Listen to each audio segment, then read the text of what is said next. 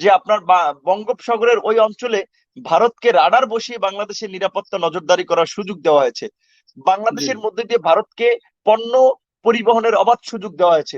ভারত জি চাকরি করে, আপনি যেটা বলেন অস্ত্র পরিবহন করছে না লবণ না পানি, এটা দেখতে আমরা পারবো না, চুক্তিতে এটা লেখা আছে, কারণ আমরা দেখতে পারবো না।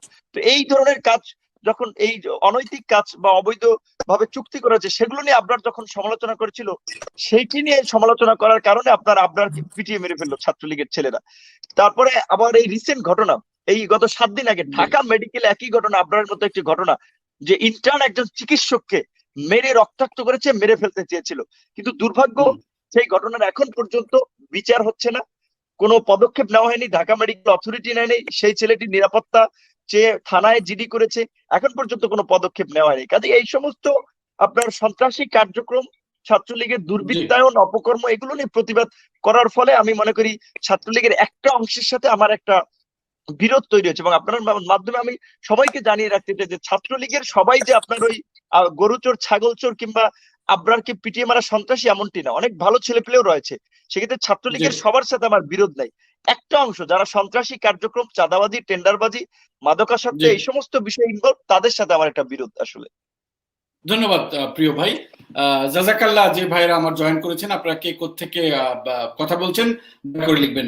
নূর ভাই, যেমনটি আমি বলছি যে আজকের আমাদের এই প্রোগ্রামটির নাম আমরা রেখেছি জনতার মুখোমুখি।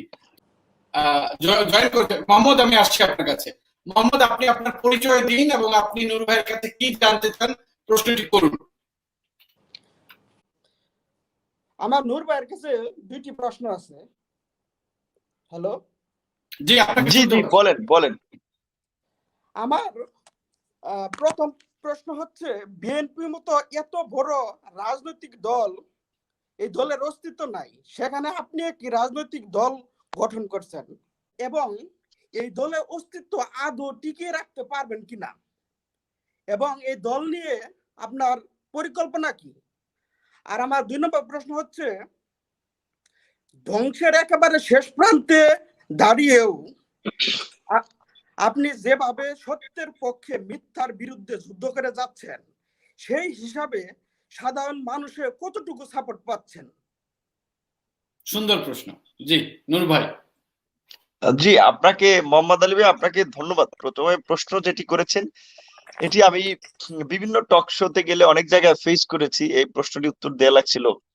জি অনেকে আপনার সরকারের সুবিধাভোগী লোক বলায় আপনার অপপ্রচারের চেষ্টা করেছে, অনেকে আবার জি নানা ধরনের ট্যাগ দিয়েছে, কিন্তু তারপরে জি আমি আমার কাজকে থামাইনি। যেমন যেই বিষয়টি আপনি বলেছেন যে ঠিক, যে বর্তমানে বাংলাদেশে রাজনীতি করার স্বাভাবিক জি পরিবেশ নাই আসলে। জি সেখানে মানুষ কথা বলারই অধিকার নাই, কারণ কথা বলতে গিয়ে আপনার ডিজিটাল নিরাপত্তা আইনের মামলায় ফেসে যাচ্ছে, প্রতিবাদ জি করতে গিয়ে জেলে যাচ্ছে।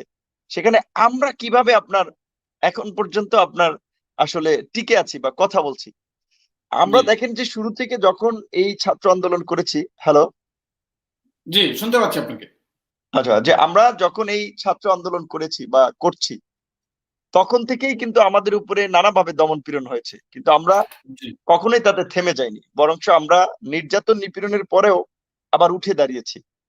তো জি সে কারণে আমাদের উপরে যারা অত্যাচার, নির্যাতন, নিপীড়ন চালিয়েছে, তারাও কিন্তু একটা মেসেজ পেয়েছে যে এদেরকে আসলে হামলা মামলা করে দমন করা যায় না।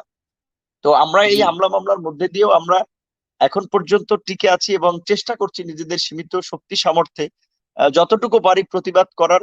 এবং আমরা যেটা মনে করি যে আসলে আপনার প্রতিবাদ করার জন্য একটা অন্তত প্ল্যাটফর্ম দরকার, একটা আপনার সাপোর্ট দরকার। কারণ আজকে জি আমি কথা বলছি, কিন্তু আমার এই কথাগুলো যদি মানুষ সমর্থন না করে বা সাপোর্ট না দেয়, তাহলে তো আমার এই কথাগুলো বলার কোনো দাম নাই।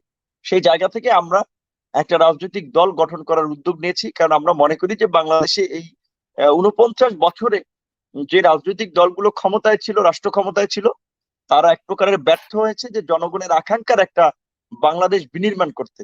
কারণ তারা যেই যখন ক্ষমতায় ছিল, নিজেদের মতো করে আইন তৈরি করেছে, প্রশাসনকে ব্যবহার করে জনগণের বিরুদ্ধে কাজ করেছে, জনগণের জি রক্তের উপর দিয়ে ক্ষমতায় থেকেছে। সেই জায়গা থেকে আমরা আসলে ওই অর্থে বর্তমান তরুণ প্রজন্ম, আমি মনে করি যে আমরা যে ধরনের একটা বাংলাদেশ চাই, আমরা সেটি খুঁজে পাইনি। যে কারণে আমরা ভেবেছি যে যেহেতু আমরা একটা আন্দোলন সংগ্রাম করেছি, এবং বর্তমানের ছাত্র যুবক তরুণরাও আগের চেয়ে একটু প্রতিক্রিয়া দেখাচ্ছে বিভিন্ন ইস্যুতে, সরকারের যে দুঃশাসন চলছে সেগুলোর বিরুদ্ধে কথা বলছে। সেই জায়গা থেকে আমার মনে হচ্ছে এই ছাত্র যুবকদেরকে যদি আমরা সংগঠিত করতে পারি, এদেরকে নিয়ে যদি আমরা আগাতে পারি, আমরা হয়তো একটা কিছু করতে পারি। সেই জায়গা থেকে আমি চেষ্টা করে যাচ্ছি একটা সংগঠন করার বা দল করার। এখনো আমরা দলের ঘোষণা দেইনি, তবে আমরা ছাত্রদের নিয়ে ছাত্র অধিকার পরিষদ নামক একটি সংগঠন গঠন করেছি, যুবকদের নিয়ে যুব অধিকার পরিষদ নামে একটা অর্গানাইজেশন ফর্ম করেছি, এবং শ্রমিকদের নিয়ে শ্রমিক অধিকার পরিষদ নামে একটা অর্গানাইজেশন ফর্ম করেছি। সর্বোপরি জি দেশের বাইরের যে প্রবাসীরা রয়েছে তাদের নিয়েও আমরা একটা প্রবাসী অধিকার পরিষদ নামে একটা অঙ্গ সংগঠন গঠন করেছি।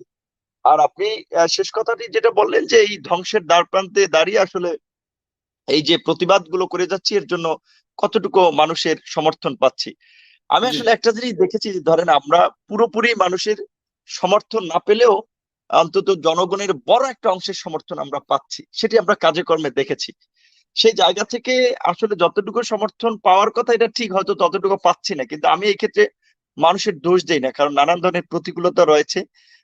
যে দেখা যাচ্ছে যে ধরেন একজন সরকারি চাকরি করে, সে স্বাভাবিকভাবেই সরকারের এই দুঃশাসন অপকর্ম নিয়ে কিছু বলতে পারে না, লিখতে পারে না, তাহলে তার চাকরিটা চলে যাবে।